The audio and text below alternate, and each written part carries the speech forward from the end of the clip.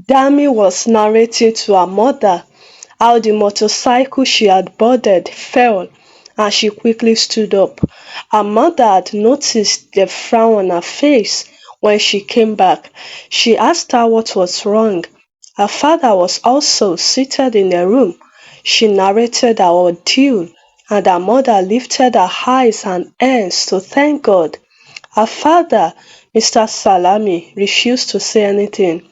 At first, Dami thought he was trying to process what to say, but after standing there for 5 minutes and her father said nothing, painfully she went out of the room. She knew that her father and her weren't best of friends, but she didn't know it had gotten to the level where he would be unconcerned about a threat to her life. While she was suppressing her anger in her room, Mr. Salami stood at the entrance of the room and asked her if a particular filling station had queue on it. She ignored him. "Is it not you I'm talking to?" Mr. Salami asked. "Don't ask me. Don't talk to me, Dad. You don't care about me and my safety. I would like to be left alone," she responded. Angry, Mr. Salami bit his lips and went into his room. That was the second confrontation Dami would have with her African father since she was born. She didn't have rudeness as a culture, but she had to become the one who seldom confronts her father because she believed many things were wrong with his tyrannical leadership role. She was tired of it. She had always felt irritated at the wrongdoings of her father right from childhood, but being raised in a godly home, confronting one's father was a taboo. It wasn't until her 23rd birthday that she had her first altercation with him. Dami was a fresh university graduate who had her education sponsored by her mother.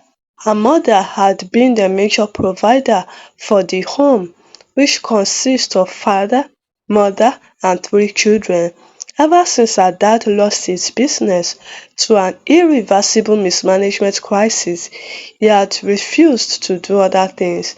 He has a passion for engineering, and there is this technical product he has been trying to build that got him to play down on getting another means of income.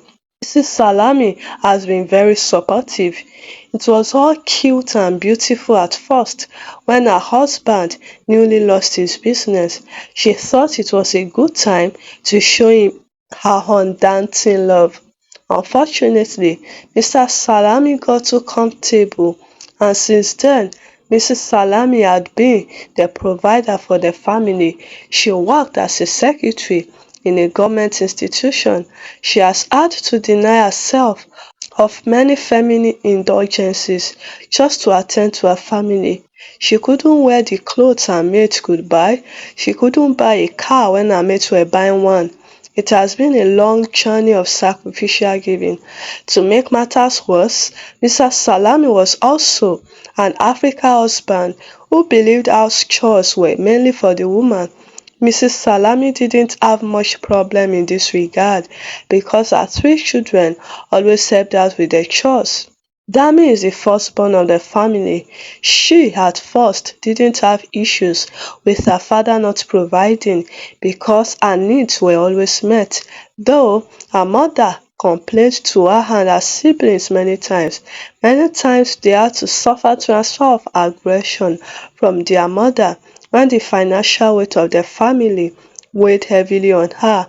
Dami always wondered why she didn't direct the aggression towards their father who was failing in his duty. Dami got admission into the university and lived on campus. It was a very enlightening school. As usual, it was her mother who had to borrow loans to get her into this university. As much as the needs of the children were met, they had to bear with not having many of their wants granted. Their mother only had enough for their needs. As a result, Dami and her siblings only had an addition to their clothes twice a year. They get new clothes when their maternal grandmother visits them from the east, and they get another set of clothes during Christmas. Dami didn't have an Android phone when she was going to school. Neither did she have a laptop. Her mother gave her a second phone, which was meant for just calls. It was in her third year that her mother could afford an Android phone for her, which was already too late at this point, because many assignments that required research were always to her disadvantage. At first, she would go to the cyber cafe to research, but when she realized it was getting too frequent and taking a toll on her finances, she started figuring out her assignment from the explanations she got in class. Her results went poor, but they didn't exceed average. She didn't see the big deal about having an average result until years later, when she graduated, and many of the fine-paying jobs required at least a 2:1 result.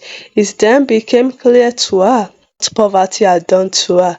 Gradually, she started hating her father, but being a well-trained child, she masked it. She couldn't go for her master's when she was done with school. This was against her lifelong desire to have a master's degree as soon as she was done with service.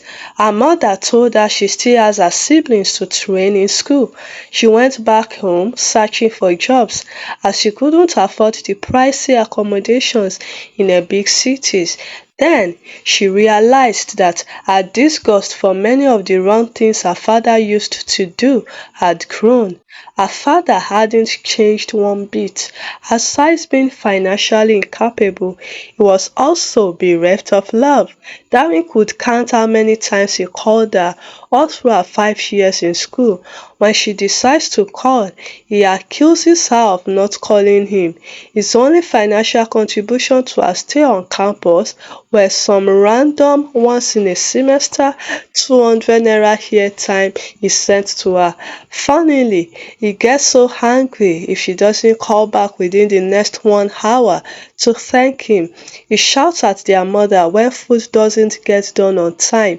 He never takes her to work in his car she contributed in buying. He only takes the family out in the car on Sunday.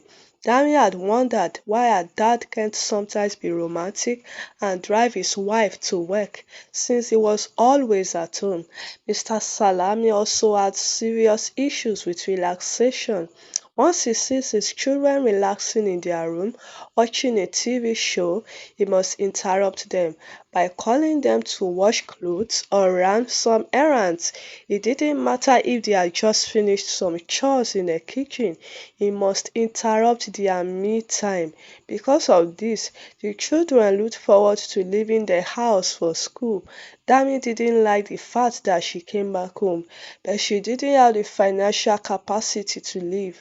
They also didn't have good relationship with their extended family, so the question of living with them in the big cities was out of it.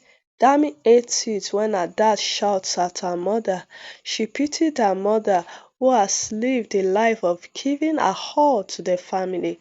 She was looking older than her age, and Dami didn't like it. Dami had had 2 conversations with her father on 2 occasions on why he should get another means of income. Dami usually raised the topic when she discovered he was in a good mood. Mr. Salami would pretend to agree with her, only for him to wake up the next day and start making life unbearable for her.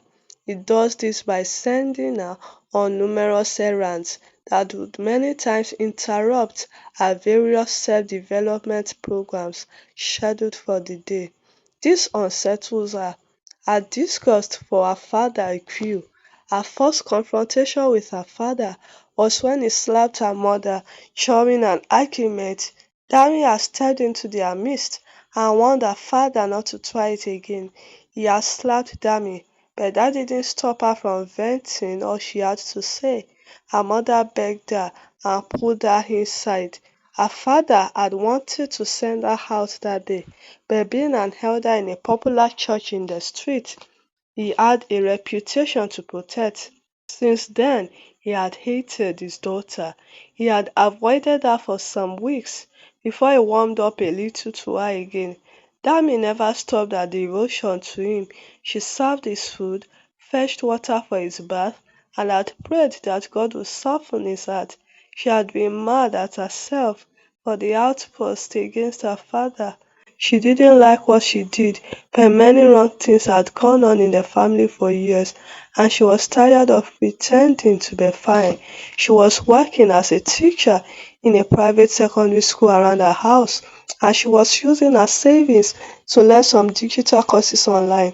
Many times, her father, who had the archaic belief that anyone spending so much time before a computer was wasting their time, would call her and send her on long errands.